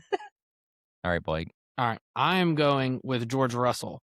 This year in F1, Mercedes has been the team to beat. So the two options there really come down to Russell and Antonelli, but Russell is very strong in Canada. So I think this is the race where he'll best his teammate. And I went with his teammate, Kimi Antonelli. Yep. Correct me if I'm wrong, but he's won here before. No, he's not. Then why did it tell me he was the favorite to win this race? I don't know. Because they have the best car this year. True. Yeah. So this is his second year in Formula One, and I believe he's 19. Wow. Dang. Yeah. I don't know a ton about F1. I would say it's definitely like Indy and F1. I'm very like surface level, just watch clips on TikTok or Instagram, whatever. I did find it weird that I think the Canadian GP is being streamed on Netflix. So it is the one race of the year that there will be streaming it on Netflix, but because everything else is Apple. Now. Everything else is on Apple. Yeah. And I know they're doing it for the races that are happening in America, but they might also be doing it for the Canadian GP. You can go watch it like at a movie theater, like live on the big cool. movie theater screen. That would be fun. Yeah. That's cool. It'd be really cool if they did it like at the Sphere. Because I've been seeing like clips of like football games at the Sphere, and I'm like, that would be so cool. Yeah. I could get into it for one race if it was something like that. Yeah, definitely. Well, now that we're done talking about the other motorsports, now to the best. Right. Coke 600, non-Hendrick pick. Who you got, Daniel? I'm going to be very basic here. I'll take the favorite to not my favorite, but the favorite to win the race. Denny frickin' Hamlin, man. Yeah. Why not? Denny, I beat your favorite driver, Hamlin. Yeah. Blake? Tyler Reddick. Okay. So he's going to sweep the crown jewels to begin the year. 2 for 2. Yeah. Yeah. And 6 wins. Yep. Through 13 races or so? Yeah. Yeah. I went with a guy who was very close to winning this race last year, but his car blew up. Yeah. Carson Hocevar. I think he brings home win number 2 for his career and of this season. He looked really strong there last year until, he literally over the radio, and I remember this because Prime, they didn't cut it, which was interesting. Oh, yeah. He's like, it fucking blew up or something like that. And they were like, it's streaming. Yeah, they're like, it's streaming. We're not going to get fined or anything. But yeah, no, I went with Carson Hocevar. Out of those 3 picks, that would be my favorite. Yeah, no, I am all in on Hocevar now. Yeah. Personally. Blaney is still like a close second now, I think. But yeah. No. Oh man. Oh, my heart hurts a little bit for that. Look, if Penske could make some better merch, I would jump ship again. We would see. We got to lock it down at some point. No, we're locking it down on Hocevar for sure. But like, it has been my biggest gripe is, you get what I'm saying. We've talked about it. Welcome to Team Chevy. Yeah. Woo. Yeah. I told Lily that like Hocevar is one of the drivers that if I wasn't so locked in and had so much time invested in like being a Chase fan, like literally to the point that I will not switch until he retires, Hocevar is one of the few drivers that has like caught me enough to be like, yeah, that guy could be my favorite. Yeah. I appreciate him. I think really hot take, really brief take. I think he's going to be really random take too. I think he's going to be the first skin in Fortnite. Yeah. I could see that. Right? He was at the Met Gala. We don't have a NASCAR driver in the game, and they have everything else in the game. Yeah. I could see him being that. Yeah. With the cowboy hat and the dente suit. Yeah. That might make me re-download Fortnite. Yeah. If I could play as Carson Hocevar in Fortnite, I played Fortnite for like maybe a week. Oh, when it like first came out. I used to try hard Fortnite. Yeah, same. Of course you did. Y'all were the perfect audience for Fortnite. Y'all? Yeah. Who is y'all? Millennial, and then like straight Gen Z. Whoa. Come on. Whoa. You. I don't like to group myself in with the Gen Z people. Whatever. At least you're not. I have an old soul. Yeah, I mean, fair point. But I don't know. You saying that you tried hard at Fortnite, that just so checks out. I was in high school. I know. That's why I'm saying that. I know. Okay. Anyways, Daniel, if you want to edit this out, you can. It is what it is. Back on the rails. I love it. Yeah. So where are we at? HMS picks. HMS picks. Okay. I'm going to go with my boy. Chase Elliott's going to win his 3rd to start the season. Yep. Well, I mean, I guess we're still at the start of the season, kind of. But, yeah, I like what that team's doing. And they get better throughout the races. So this is going to give us an extra 100 to 200 miles of a race. I think they got it dialed in right now. Yeah. They'll get better on Sunday night. And also, my non-Hendrick pick was Hamlin. When Hamlin runs good, Chase runs good. And when Chase runs good, Hamlin runs good. Yep. They finished 1, 2, and 3 different occasions this year. Yeah. So, they were 1, 2, and Hamlin's only victory and Chase's 2 victories. Exactly. I think they're both going to be tough this week. Yeah. Yep. So I will also be going with Chase Elliott as my Hendrick pick. Bet. I'm going with Bowman, mainly because I want to see that car in victory lane. Yeah. That car is sick. And also, I think, do I think that Byron has a higher chance of actually winning this, being the half of Hendrick who doesn't have a win here, yes, but I just could see Bowman with the way he has ran since he's been back. Yeah. I could see him pulling out a win. Couple here. top threes. Yeah. And before we move on to long shots, I will say it was hard to pick or to not pick Byron because he's good in big races. I just haven't seen it this year. And really hard not to pick Larson because this is his first year in a couple years that he hasn't had the double to worry about. Yeah. Yeah. I think with all his focus on Charlotte this year, he could be tough as well. Yeah. Yep. For long shots, I'm going to stay in the Chevy camp, and I'll go with Austin Dillon, who has won this race before. And, I mean, you're only picking this guy like 1 or 2 times a year, so I'm going to use it up now. Yeah. And, I like what RCR has also shown the past couple weeks. Yeah. Yeah. So, yeah, we'll see. Blake? I'm going to go with Ricky Stenhouse Jr. And I know it feels crazy. Go ahead, though. He has not finished worse than 12th.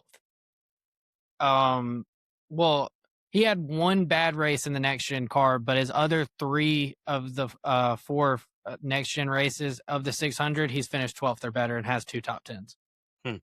He's a very like sneaky, quiet, get in the top 10 guy.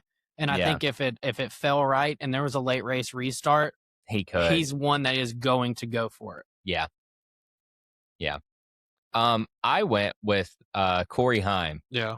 I think that it's if they can be there at the end, I think that he has a shot. Yeah, because if you look back at Texas, on an alternate strategy, he made it to the front, was able to be the second, like lead the second most laps of the race. 67 for 69. Yep. And if like this is the perfect race length to get off strategy and still make it work. So like if you have to get off strategy to get to the front, you have such a long time that at some point you're probably getting back. So like I think just based off his last run at a mile and a half, that makes sense. I was also thinking about him, but I ended up going with Ricky. And I'm not gonna lie, my gut was telling me Stenhouse. So you sold me on that one. Throw a couple dollars on him. Yeah. Yeah. All right, O'Reilly pick. I got to go with our boy Corey Day. Yeah. Why not? The guy is a serious threat every week now. So love to see him go back to back. That'd be sick. Yeah. With a special paint scheme. So we don't have the HendrickCars.com, like the usual paint scheme that he runs every week. Yeah, we'll have one of those special schemes in every race this weekend because I think Busch is doing it in the Truck Series. Day's doing it in O'Reilly, and then in Cup. Caruth. Oh yeah, and Caruth, and then Cup. Larson's running. Larson. Yeah. So I went with Ross Chastain in the O'Reilly's race. And I went with Connor Zilic. Yeah, this is like Ross's 3rd week in a row running triple duty. Dang, yeah, you're right. Oh, really? Yeah. Wow. And Ross and Zilic both are doing triple duty this weekend. And I forget how many miles that equals out to, but it's over 1,000 between. I mean, like, not to say that it compares to the double, because the double is crazy. It's 1,100 miles in one day flying from Indianapolis to Charlotte. But like a not so distant second is running all 3 of those races in the same weekend. Right. Yeah. Yeah. Well, trucks. Yes. Go with Kyle Busch, that pretty paint scheme. I mean, he's on a heater in the Truck Series. That's what he does in the Truck Series. So. And I guess for time's sake, I'll just say me and Blake's. We both went with Caden Honeycutt. Yep. What manufacturer does Honeycutt drive? Toyota. Okay, so we didn't pick a single Ford at Charlotte. That was a lot of picks because we're merging both of our podcasts, but not a single Ford was mentioned. Yeah, that's interesting. I mean, that just tells you the state of Ford and NASCAR right now. Yeah. Yeah, seriously though. Yeah. Paint schemes. Yeah. Let's start with Blake. So my favorite Hendrick paint scheme is Chase Elliott's Patriotic Napa car. That is my favorite Patriotic Napa car that they have ever made. I'm on board with that that one too. is very, very pretty. Like it is a hard to beat car when it comes to everything that they've done. Yeah. Non-HMS, I did Blaney's body armor car.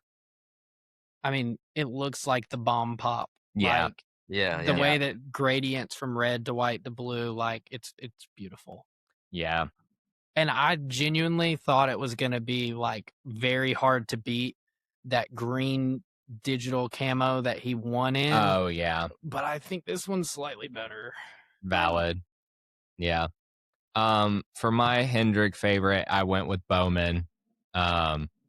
He was almost my overall favorite too, until someone bullied me out of it. Yeah, no, it was it's such a cool scheme. Yeah. Like I love, like, I don't get me wrong, I love all the patriotic schemes, the red, white, and blue and stuff, but when everybody's doing it, one that is still a patriotic scheme but not red, white, and blue really kind of stands out to me. And then for my non HMS driver, I went with Chris Buescher. I think it's just a clean looking car. What about you, Mr. Cozy? I'm on board with what Blake said about Chase Elliott's scheme. It's probably my favorite overall paint scheme this week. It's definitely the best one they've ever done. Yeah. As a patriotic scheme for Chase anyway. My two favorite features on it though, that flag that waves along the side. Everybody loves a flag waving. Yeah. And then the silver number is sexy though. Yeah. Really like that. So my non-Hendrick favorite is also Blaney. I guess me and Blake got the same taste. Yeah. But yeah, it looks like a bomb pop. It looks awesome. Body armor came through. Yes, sir. Least favorite, Blake. Okay. Ryan Preece is it Stock? Is that how you say it? Stoke? Yeah. Stoke and Kroger. I mean, it's I don't know. It's orange and black, and like everybody else is running red, white, and blue. I just think that one's gonna stick out the most. Like it was, I don't know. It was hard to pick a least favorite.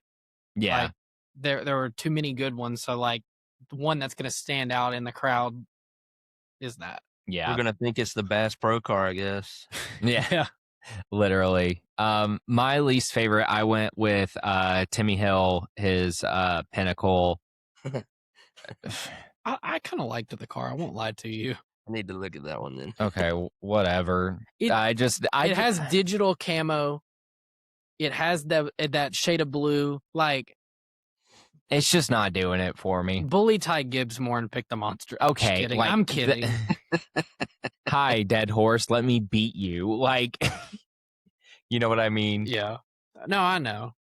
Yeah, but I've got to look it up because I probably won't see it at all this weekend. They'll never throw him in the race.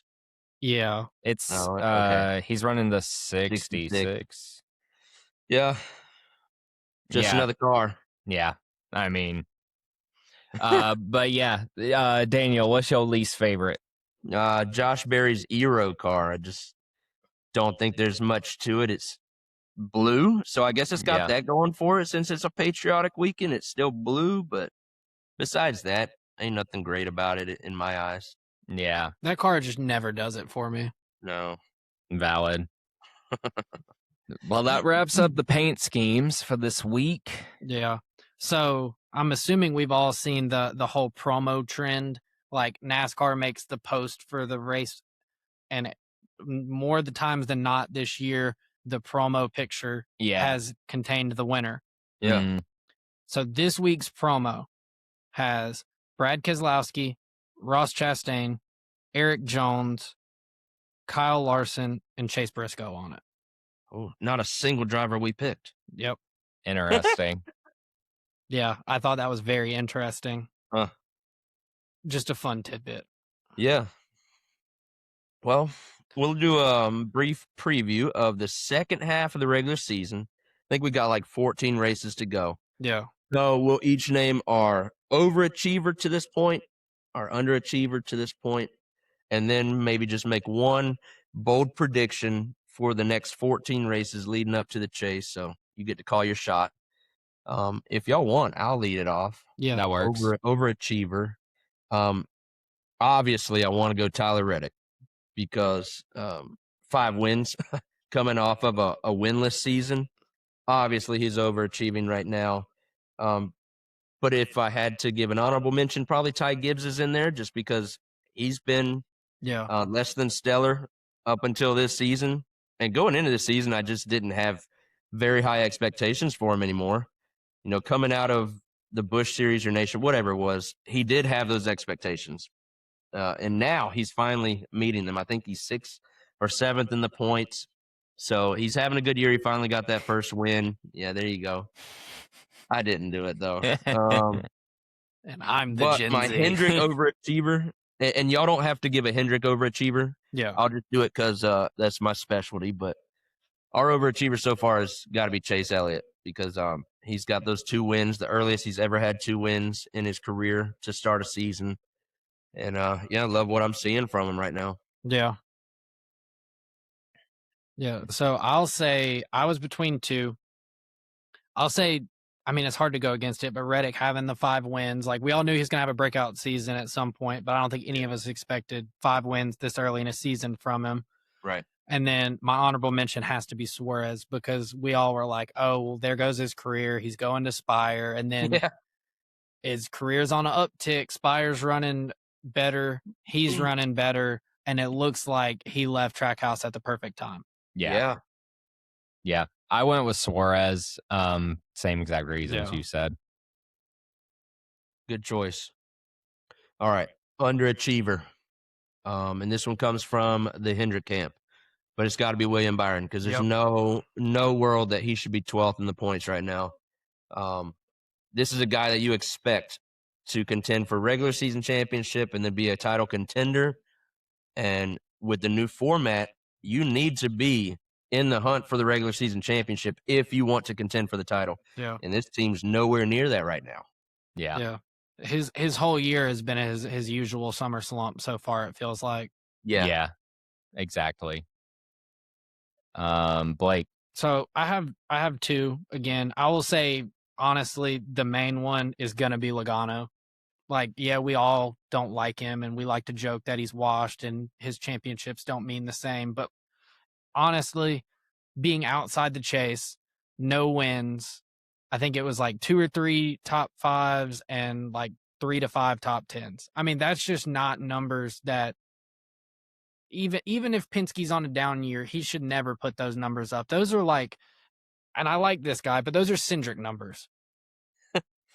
Like, you're right, Del. You're right. My honorable mention is Chastain. Like, yeah, you can easily blame it on Trackhouse having a down year, but still, like, where's the one car been? Like, it just, after Suarez leaving, you would think he's going to be the car to carry the team, and I don't think you can confidently say that he's been the front runner or carrying that team. Yeah. I went with Larson, not because of where he stands in any points or anything, because he's the second highest with non-winner in the points. But that second part of that statement is why, because I would expect by now for him to have at least 1 win. And he's now eclipsed 36 races since his last win, I believe. Right, Daniel? I think so. Yeah. Just right around that number. Yeah. All right. Well, let's make our bold predictions then for the next 14 races. So right now, Hendrick Motorsports has 2 wins, all thanks to Chase. I think by the time the chase begins, that we'll have at least 6 wins, hopefully more. Yeah. But we're going to double our win total from what we've got. So we need our guys to step up and get some dubs. And I know a bunch of this season has been trying to figure out the new body. Yeah. New Chevy body probably. But it's time to figure it out. And it's time to get back to victory lane. Blake? All right. So I have 1 written down, and then I have 1 that is a hotter take that I was waiting. So my written down, Blaney remains the only Penske driver to win a race. That's not a super hot take. I legitimately think that is going to happen at this point. Yeah. Now, my hot take, Reddick is going to sweep the crown jewels this year. Yeah. All of them. Okay. Because you think about it, Darlington, he's really good at.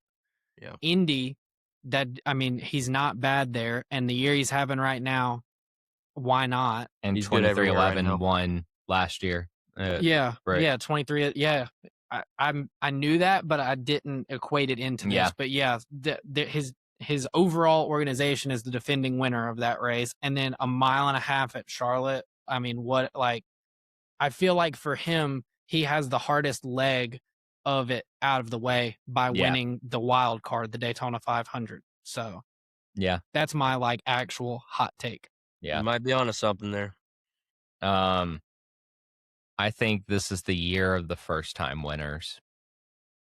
I think we're going to have another first time winner. And that will be? I don't know who, but I just wanted to see how hot you want to make this take.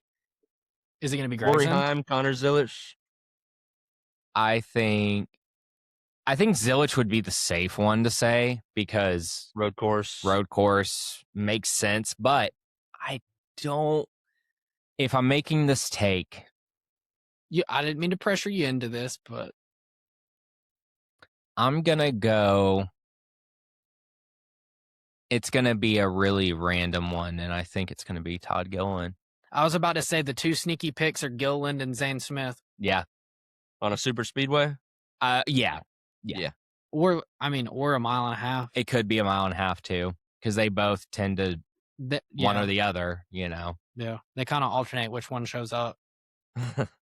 But that's my catch a late race caution. You got track position. They could. Mm-hmm. We saw Cole Custer win at Kentucky one time. In one of the craziest finishes of all time. Yeah, but they could do that for sure. Oh yeah. But yeah, I think that. Yeah. That's our takes. And that's our episode, I think. Yeah. Well, I think it was long enough. Yeah. Yeah, for sure. Thanks to the pee break. Yeah. Now it's my turn. Yeah, I was gone for like 3 minutes. Come on. Yeah, the listeners don't know, though. Yeah. Now they do. Now they do. Thanks for putting my business out there. Anyways. I got to go so bad. Yeah, no, that's where I was last week at the end of the episode. Well, I'll give the schedule real quick for the weekend. We got a loaded schedule. Happy holidays, everybody. We got the trucks racing on Friday at 7:30 on FS1. O'Reilly will race on Saturday at 5 o'clock on CW. IndyCar is Sunday at 12:30 on Fox. F1 will be Sunday at 4 o'clock. That'll be on Netflix. And then the Cup, Coke 600 is Sunday at 6 o'clock on Prime Video. Thank God Prime is back. Yes, we made it through Fox. And then we're foxing it up. I haven't used that all season. We have. I don't think that originated 1 year ago in this episode. No, it did. Yeah, 100%. I just listened back to it, and we brought it up quite a bit in that episode. Haven't heard it since, though. Yeah. We got to revive it. Yeah, well, revive it for next year, I guess. We're foxing done with them now. Yeah, foxing done. Yeah. Well, Daniel, would you like to start closing us out? Yes. I will start by once again thanking y'all for doing this with me. I love talking wheel with y'all. Happy 1 year anniversary, fellas. Yeah. Let's go. 1 year friend-iversary. Yeah. Podcast anniversary. This is probably going to be an annual thing, and I'm all right with that. So, thanks to y'all's listeners for tuning in. If y'all ever want to listen to some Hendrick content, you can do that by following Zip It Up Pod on Apple or Spotify or wherever you listen to your podcast. I do video form as well on YouTube. And then we have not all the socials, but we're on Instagram. And that might be it. I know I'm on X and Facebook, but I don't ever check TikTok? those. And yes, I'm on TikTok. Thank you for saying that. So yeah, you can find content there, but that's about it for us. Cool. Well, I'm Justin for the Zip It Up listeners. And I'm Blake. You guys can follow us on, I didn't list it out. Good God. Let me see if I can remember. Instagram, TikTok. And that's it. We are on Twitter, but it's not there's an account there on Twitter. It's there, but it's not there. Yeah. And YouTube, like, comment, subscribe, all that good stuff on there. You can listen to the podcast on there on Spotify, Apple Music, or Apple Podcast, whatever it's called. This is why I write it down every week. Audible, can't forget about Audible, can't forget about that. And then the rest of the major, all the podcasts, all the places you get a podcast. That's where we are. Yeah, we're everywhere. Anyways, happy Motorsports Christmas. That's right. Thanks for having us on, Daniel. And thank you guys for listening. Thank you guys for who listen to Zip It Up every week for your Hendrick take. Hearing some non-Hendrick take from us. But we're the Checkered Chat. That's Zip It Up over there. Oh yeah. And I guess we will see you guys next week. That's right. Merry Christmas to all, and to all a good weekend. There we go. There we go. Bye.